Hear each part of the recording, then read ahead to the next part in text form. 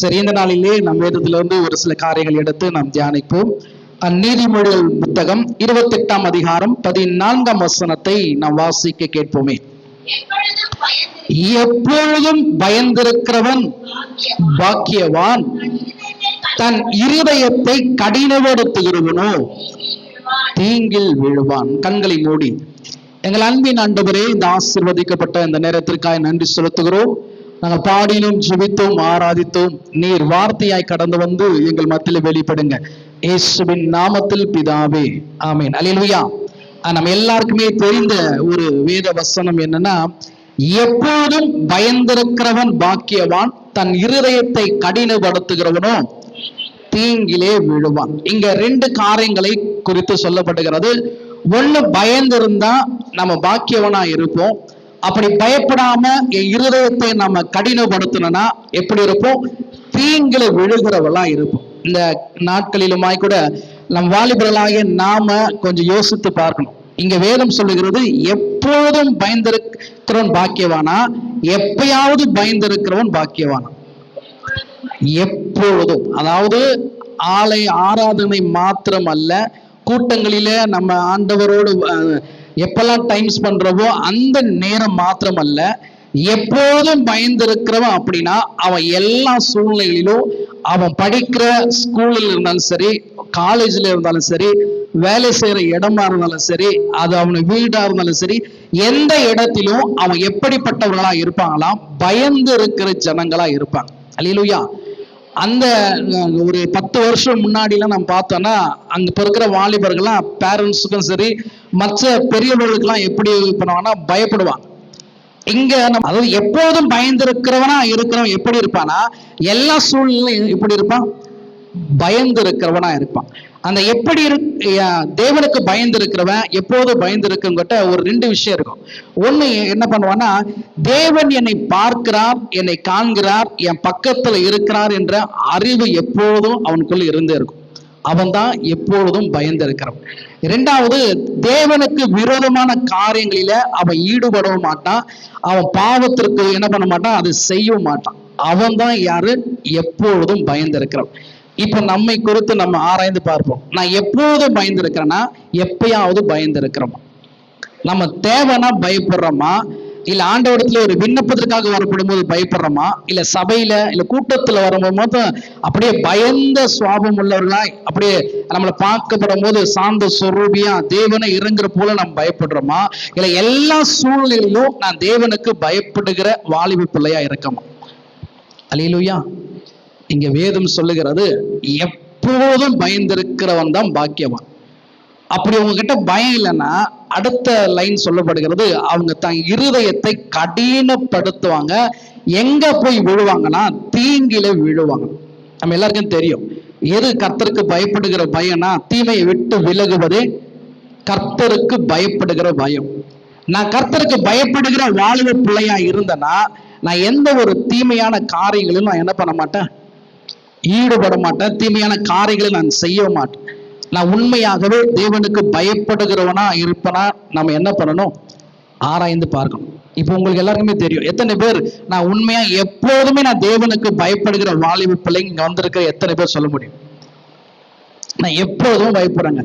நான் ஸ்கூலுக்கு போனாலும் ஆண்டவருடைய பயம் இருக்கு எனக்கு. நான் காலேஜ்ல இருந்தாலும் தேவ பயங்குள்ள இருக்கு. நான் வீட்டுல இருந்தாலும், நான் வெளியில போனாலும், நான் ஒர்க் பண்ற இடத்துலயும் தேவ பயத்தோட தான் இருப்பேன். நீங்க எத்தனை பேர், எத்தனை வாலிபர் சொல்ல முடியும்? அப்ப என்ன? குளிர் விட்டு போயிடுச்சு, பயம் இல்லை.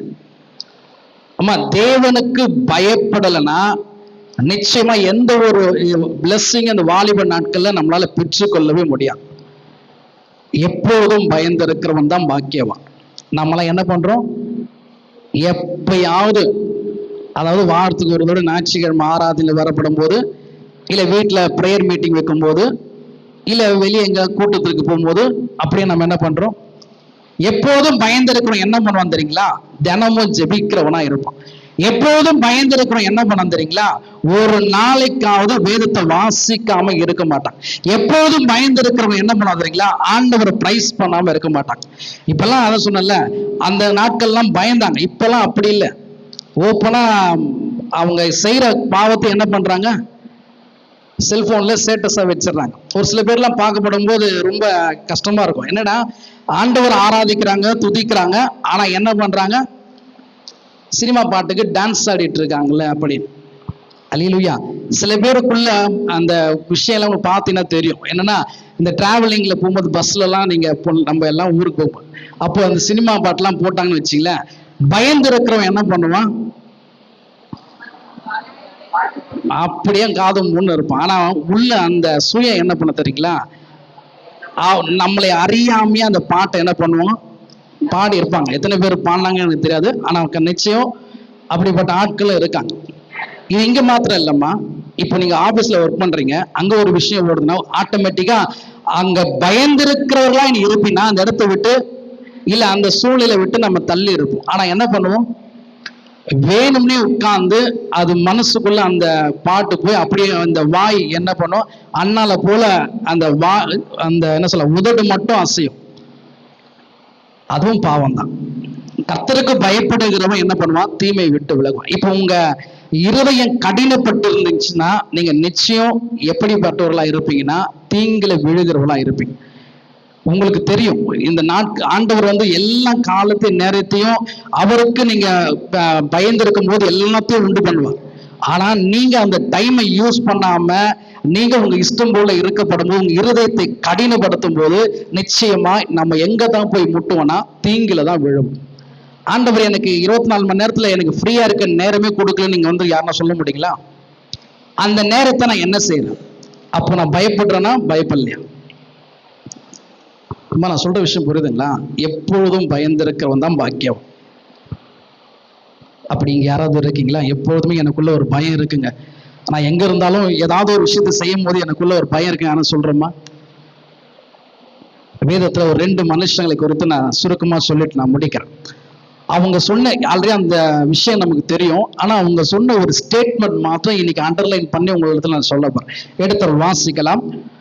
தேவனுக்கு பயந்திருக்கிறவன் அவ என்ன செஞ்சான், அவ என்ன சொன்னான் அப்படின்னா, ஆதியாகமத்தின் புஸ்தகம் 39ஆம் அதிகாரம் 9ஆம் வசனத்தினுடைய கடைசி லைன், அந்த சென்டென்ஸ் மாத்திரம் வாசிங்கள. இப்படி இருக்க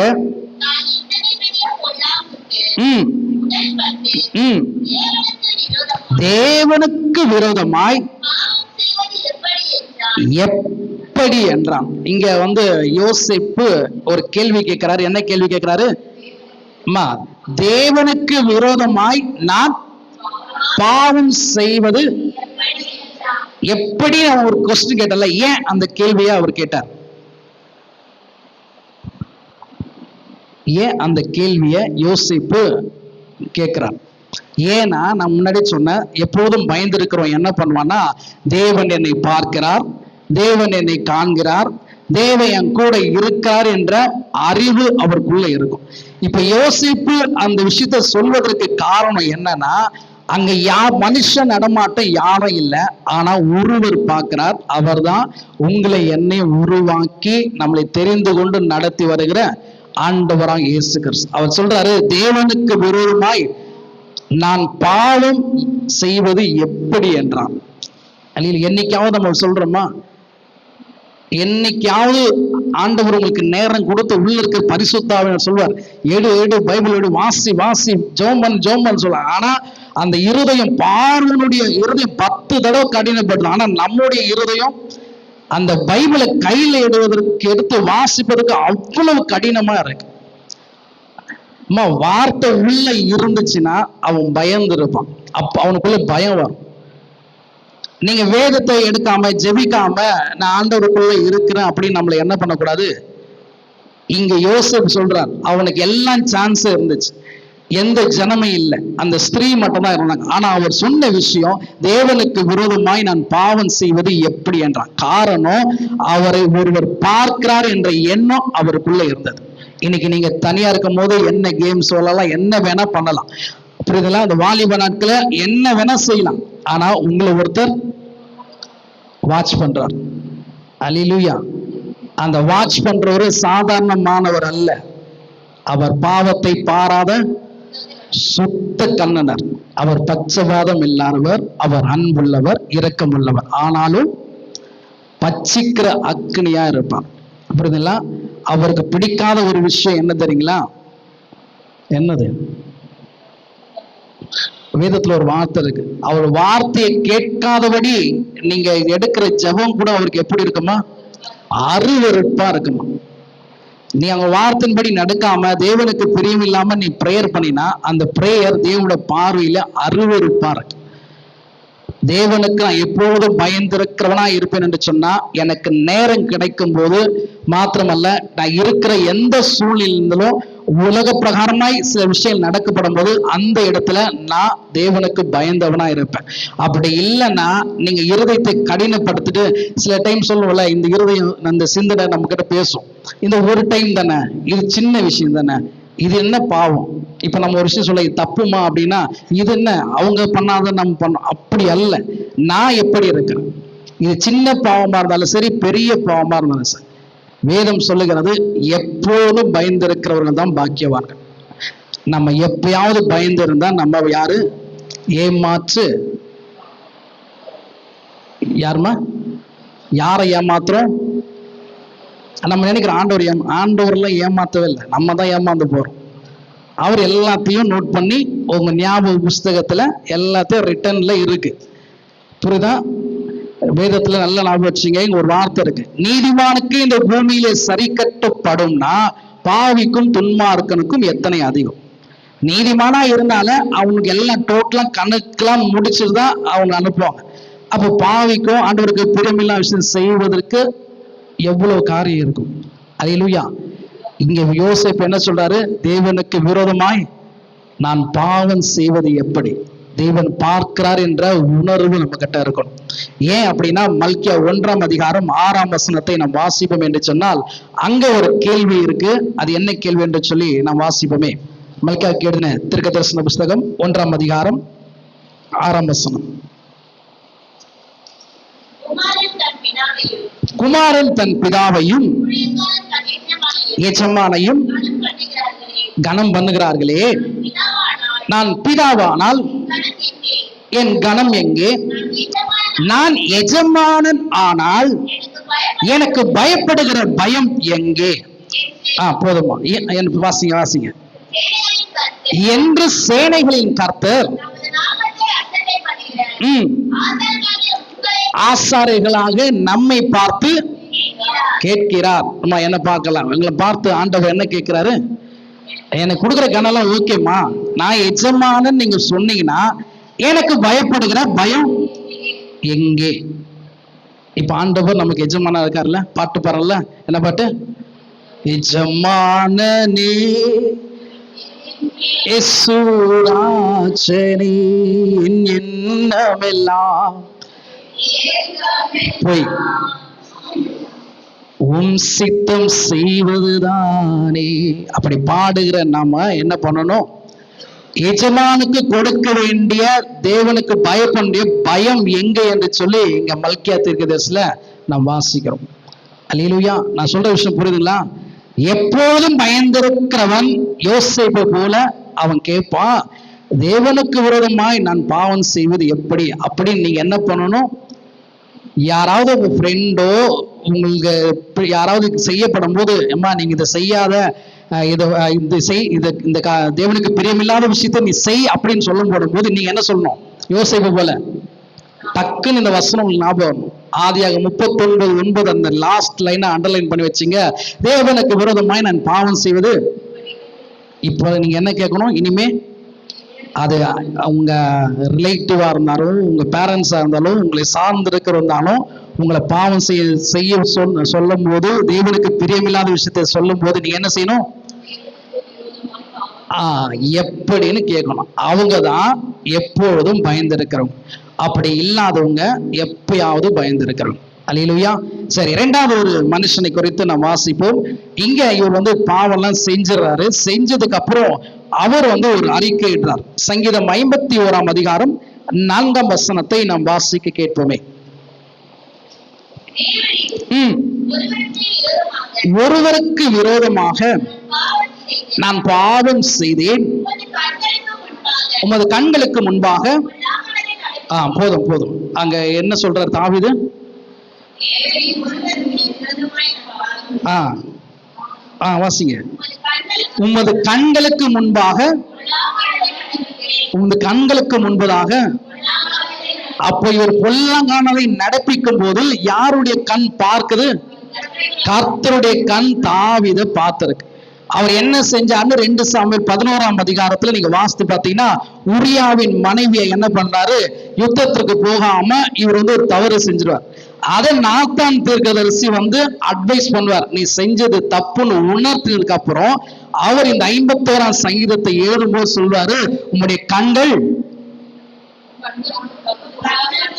உமது கண்களுக்கு முன்பாக. அப்பனா என்ன? ஆண்டவரை தவிர அந்த இடத்துல யாரும் இல்ல, என்ன ஒருவர் பார்த்தாரு, அவர் தான் ஆராதிக்கிற தேவன். அவருடைய கண்களுக்கு முன்பாக நான் பொல்லாங்கானதை செய்வேன் என்று சொல்லி என்ன பண்றாரு? அறிக்கையிட்டார். நல்ல அம்மா, இந்த நம்ம 28:14 வசனத்தை வாசனல, நீதிமொழிகள் 28:14. 13ஆம் வசனம் நம்ம எல்லாருக்கும் தெரியும். என்ன வசனம்? தன் பாவங்களை மறைக்கிறவன் வாழ்வடைய மாட்டான், அவைகளை அறிக்கை செய்து. ஆனா இன்னைக்கு வாலிபர்கள் நிறைய பேர் என்ன பண்றோம்? வெறும் அறிக்கை மாத்திரம் செய்யறோம், அதை விட்டு விடுகிற அந்த அனுபவம் யாருடைய வாழ்க்கையில இல்லை. அல்லேலூயா. தாவீது சொல்றார், உன் கண்களுக்கு முன்பதாக நான் பாவம் செஞ்ச ஆண்டவரே, அதனால என்ன மன்னிக்கிற 51ஆம் சங்கீதத்தை எழுதுறார். அங்க யோசேப்பு சொல்றாரு, நான் தேவனுக்கு விரோதமாய் பாவம் செய்வது எப்படி? இந்த 2 பேருக்குள்ள ஒரு விஷயம் இருக்கு. என்னன்னா, இவருக்குள்ள ஒரு தாட் வந்துச்சு. என்னன்னா, தேவன் என்னை பார்க்கிறார், தேவன் என்னை காண்கிறார். இன்னைக்கு ஆண்டவர் உங்களை, இன்னைக்கு இல்ல, நீங்க எப்போ ஆண்டவரால பிரித்தெடுக்கப்பட்டீங்களோ அப்பவே ஆண்டவர் என்ன பண்றாரு? அன்னில இருந்து இன்னைக்கு வரைக்கும் யார் வாட்ச் பண்றாங்களோ இல்லையோ, 2 பேர் நம்மளை வாட்ச் பண்றாங்க. யாரு? பிசாசானவும் வாட்ச் பண்றான். நம்ம எப்போதும் பயந்துருந்தா ஆண்டவர் சந்தோஷப்படுவார். நீங்க இருதயத்தை கடினப்படுத்தினீங்கன்னா பிசாசானவும் சந்தோஷப்படும். இப்ப நீங்க யாரை சந்தோஷப்படுத்த போறீங்க? நீங்க இருதயம் கடினம் உள்ளவர்களா? இந்த வாரம் ஞாயிற்றுக்கிழமையில அந்த ஐயா பேசப்படும் போது நானும் பார்த்துட்டு தான் இருக்கேன். வேதத்தை வாசிக்கணும் போது அப்படியே கையெல்லாம் 5 அதிகாரம் வாசிக்கிறேன். அப்பெல்லாம் அந்த பிரசங்க கேட்கும் போதுதான் நமக்குள்ள ஒரு புத்துணர்ச்சி வரும். அப்படியே ரிசீவ் பண்ணி என்ன சொல்லலாம், உடனே நம்ம அதை அபியாசப்படுத்தி நடத்துற போல ஒரு எண்ணம் வரும். ஆனா வெளியில போனதுக்கு அப்புறம் அந்த பயம் எல்லாம் காற்றோட காற்றா. அப்படி அல்ல. வேதத்துல ஒரு வார்த்தை இருக்கு. ஏசி 62:2 வாசிக்க வேணா. 66ஆம் அதிகாரம் 2ஆம் வசனத்துல, என் வசனத்திற்கு நடுங்கிறவனையே நோக்கி பார்ப்பேன். அவருடைய வார்த்தைக்கு நீங்க நடந்தாதான், பயந்தாதான் ஆண்டவர் நம்மை நோக்கி பார்ப்பார். அல்லேலூயா. இப்போ நம்ம எப்போது பயந்திருக்கிறோமா? எப்பயாவது பயந்திருக்கிறோம். ஒருவேளை இது வரைக்கும் தேவைப்படும் போது பயந்து வந்தீங்கன்னா, இனிமேல் நம்ம என்ன பண்ணோம்? மாத்தணும். என் இருதயம் கடினப்பட்டு இருந்துச்சுன்னா, அது எந்த காரியத்துக்காக இருந்தாலும் சரி, ஆண்டவருடைய செயலை செய்வதற்கு உங்க இருதயம் கடினப்பட்டு இருந்துச்சுன்னா அதனுடைய முடிவு தீங்குல தான் விழும். சரி, கடைசியாக இப்ப நான் ஆண்டவருக்கு பயந்து இருந்தேன்னா, எப்பொழுதும் நான் பயந்து அவருக்கு பிரியமா நான் செஞ்சேன்னா அவர் எனக்கு என்ன செய்வார்? எத்தனை பேர் ஆசையா இருக்கீங்க? ஆசைன்னா, ஆண்டவருக்கு நான் பிரியமா இருக்கிறேன்ப்பா, ஆண்டவருக்கு நான் எப்போதும் பயந்து இருக்கிறேன். அப்படி இருக்கும்போது நமக்குள்ள ஒரு நிறைய விஷயம் இருக்குல்ல. இப்ப ஆண்டவருக்கு நீங்க பிரியமா இருந்தீங்கன்னா ஆண்டவர் உங்களுக்கு என்ன செய்வார்? எடுத்து வாசித்து நான் அந்த வசனத்தை முடிக்கலாம். சங்கீதங்களின் புஸ்தகம் 145ஆம் சங்கீதம் 19ஆம் வசனத்தை வாசிப்போமே. அவர் தமது பயந்தவருடைய விருப்பத்தின்படி செய்து. போதுமா? என்ன பண்றாரு? யாருக்கு? பயந்தவர்களுடைய விருப்பத்தின்படி. இப்ப உங்க எல்லாருக்கும் எல்லாருக்குமே ஏதோ ஒரு விருப்பம் இருக்கும். இங்க விருப்பமே இல்லாம யாரும் வந்திருக்கீங்களா? நான் யூத் மீட்டிங் சொல்ல, அந்த விருப்பம் இல்ல. அதாவது நமக்குள்ள ஒரு என்ன சொல்லலாம், ஒரு விண்ணப்பம், ஏதோ ஒரு விஷயத்த நான் வாங்கணும், இல்ல அச்சீவ் பண்ணணும் அப்படின்னு உங்க வாலிப நாட்கள் ஏதோ ஒரு விருப்பம் இருக்கும். அந்த விருப்பத்தை நான் எப்படி பெற்றுக்கொள்ள முடியும்னா, ஈஸியான ஒரு விஷயம் இருக்கு. என்னன்னா, அவருக்கு பயந்தனா அவர் என் விண்ணப்பத்தை, என் விருப்பத்தை நிறைவேற்றுவார். ஏன்னா அந்த வாலிப நாட்களில் நிறைய விருப்பங்கள் இருக்கு. அவருக்கு பயப்படும் போது அவர் எது கொடுத்தா இந்த வாலிபனை கரெக்டா இருக்குமோ அது கொடுத்து என்ன பண்ணுவாரு? எல்லாத்தையும் ஆண்டவர் கொடுப்பாருன்னு எத்தனை பேர் சொல்றீங்க? இல்ல ஆண்டவருக்கு எது சுத்தமோ அதான் கொடுப்பாருன்னு எத்தனை பேர் சொல்றேன்? எல்லாமே வேணுமா? ஆண்டவருக்கு சித்தமானது கொடுங்கன்னு நம்ம கேட்க போறோமா? ஆண்டவருக்கு சித்தமா இல்ல எல்லாமே ஆண்டவர் கொடுக்கணும்னா சிம்பிளான ஒரு விஷயம், எப்பொழுதும் பயந்து இருக்கணும். அல்லேலூயா. புரியுதுங்களா? ஆண்டவர் நம்மளை என்ன பண்றாரு? பார்க்கிறார். அதை போய் துப்பிட்டு வா. இவ்வளவு நேரம் தேவனுக்கு பயந்தனா வாயில உட்காந்து முட்டை விடுறாரு. நான் சிறுபிள்ளை இது நல்ல ஞாபகம் வச்சுங்க. ஆலயத்துக்கு நம்ம வந்திருக்கிறோம். இப்போ அவனுடைய விஷயங்கள், அவன் செஞ்ச விஷயங்கள் வெளியரங்கமா எனக்கு தெரிஞ்சிச்சு. இப்போ உங்களுடைய காரியங்கள் ஆண்டவருக்கு தெரியும். புரியுதுங்களா? ஸோ அதனால நம்ம எப்போதும் பயந்துருப்போம். கடைசியா ஒரு கதையை மாத்திரம் சொல்லி நான் முடிக்கிறேன். ஒரு வாலிப பிள்ளை என்ன பண்ணியிருக்காருன்னா, ஒரு பெரியவர்கிட்ட போயிட்டு கேட்டிருக்காரு, நீங்க எப்படி தேவனுக்கு பிரியமா எப்போதும் என்ன பண்ணிருக்கீங்க? பயந்து இருக்கீங்க. ஆண்டோடைய காரியத்தை நீங்க செஞ்சிருக்கீங்க, எப்படி உங்களால மட்டும் இது முடியுது அப்படின்னும் போது அவர் சொன்னாரா, நீ என்ன பண்ணு, அவர்கிட்ட ஒரு பாக்ஸ், ஒரு பெட்டியை கொடுத்து நீ என்ன பண்ணு, யாருமே இல்லாத இடத்துல போயிட்டு அந்த பாக்ஸை ஓபன் பண்ண அப்படின்னும் போது இவர் கடற்கன்னு ஓடுறாரு. பெரிய காட்டு பகுதிகளில் போயிட்டாரு. காட்டு பகுதியில் திரும்பி திரும்பி பார்க்குறாரு, எதுவுமே இல்லை. எந்த மனுஷன் நடமாட்டம் இல்லை. அப்போ அந்த ஒரு இடத்துல போயிட்டு நல்லா மறுபடியும் என்ன பண்றாருன்னா, ஏதாவது இருக்கான்னு சொல்லிட்டு தேடி பார்த்துட்டு கடைசியா ஒரு மரத்தடியில போயிட்டு என்ன பண்றாருன்னா, அந்த பாக்ஸ் ஓபன் பண்றாரு. ஓபன் பண்ணா உள்ள ஒண்ணுமே இல்லை. இப்ப எப்படி இருக்கும்? ஏதாவது கூட சும்மா கிஃப்ட், எப்போ உனக்கு ஆண்டவர் கிஃப்ட் கொடுத்துறாரு, இல்ல உன் பர்த்டேக்கு யாராவது கிஃப்ட் கொடுத்து ஏமாத்திருக்காங்களா? ஸோ அந்த மாதிரி போயிட்டு வந்தோம்னா இவருக்கு செம்ம டென்ஷன். உடனே அந்த வாலிப பிள்ளை என்ன பண்றாரு, அவர்கிட்ட போயிட்டு, ஐயா இந்த மாதிரி நான் ஒரு விஷயம் கேட்டேன், நீங்க இந்த கொடுத்தீங்க போது அவர்கிட்ட கேட்டாரா, இதனை பிரிக்கப்படுவதற்கு முன்பதாக இல்ல என்னை கேட்பதற்கு முன்பாக உன்னுடைய எண்ணங்கள் எப்படி இருந்துச்சு சொன்னாராம். அப்புறம் சொல்லும்போது எதுவுமே எண்ணங்களா எனக்கு எதுவும் இல்லையா, ஆனா என்ன ஒரு விஷயம்னா, எப்பவுமே யாராவது பாக்ஸ் கொடுத்தாங்கன்னா நான் என்ன பண்ணுவேன்னா கேஷுவலா ஓபன் பண்ணிட்டு போயிடுறேன். அந்த எண்ணம் இருக்கு. நீங்க எப்போ சொன்னீங்களோ யாரும் இல்லாத இடத்துல போய் நீ பார்க்க ஓபன் பண்ணீங்களோ அப்ப என்ன ஆயிடுச்சுன்னா, எனக்கு எல்லாருமே பார்க்கிற போல ஒரு தோண ஆரம்பிச்சிச்சு. அந்த ஒரு உணர்வு எனக்கு என்ன ஆயிடுச்சு வந்தது. அதனால என்ன பண்ணிட்டேன்னா, எனக்கு இந்த பாக்ஸை தொடுவதற்கு முன்பதாக எனக்குள்ள ஒரு பயம் வந்துச்சு, யாராவது என்ன பார்க்கறாங்களா அப்படின்னு சொல்லிட்டு. இதைதான் அவர் சொன்னாரா, இதே தான்பா எனக்கும் எப்போதும் என் தேவன் பார்க்கிறார் என்ற பயம் எனக்குள்ள இருக்கிறதுனாலதான் நான் தேவனுக்கு பயந்து இது வரைக்கும் நடக்குன்னு சொன்னார். நான் சொல்ற விஷயம் புரியுதுங்களா? அந்த உணர்வு, அந்த ஃபீல் எனக்குள்ள இருந்துச்சுன்னா உங்களுக்குள்ள என்ன வரும்? எந்த பயம்? தேவனுக்கு பயப்படுகிற பயம். நீங்க வேதத்துல அடுத்த வாரம் வரப்படும் போது எது குதலையும் செய்ய போறதில்ல.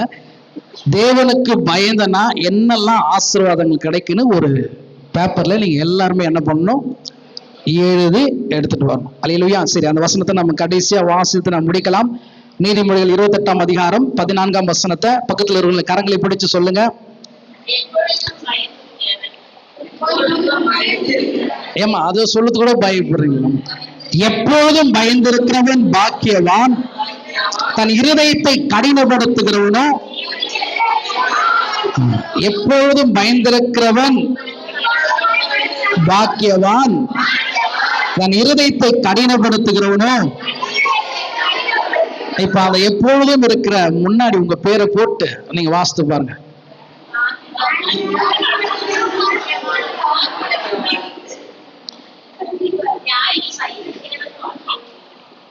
அம்மா நான் சொல்றது புரியுதா? இப்ப நீங்க எல்லாம் என்ன பண்ணிட்டீங்க, தேவனுக்கு முன்பாக பிராமிஸ் பண்ணிடலாமா, நான் இனிமே தேவனுக்கு முன்பாக எப்போதும் பயந்து இருப்பேன், இனி என் இருதயம் கடினப்படாது. உறுதிமொழி எடுத்திருக்கீங்க. எடுத்தவர்கள் அதன்படி நடப்போம். நாம் யாவரும் எழுந்திருந்து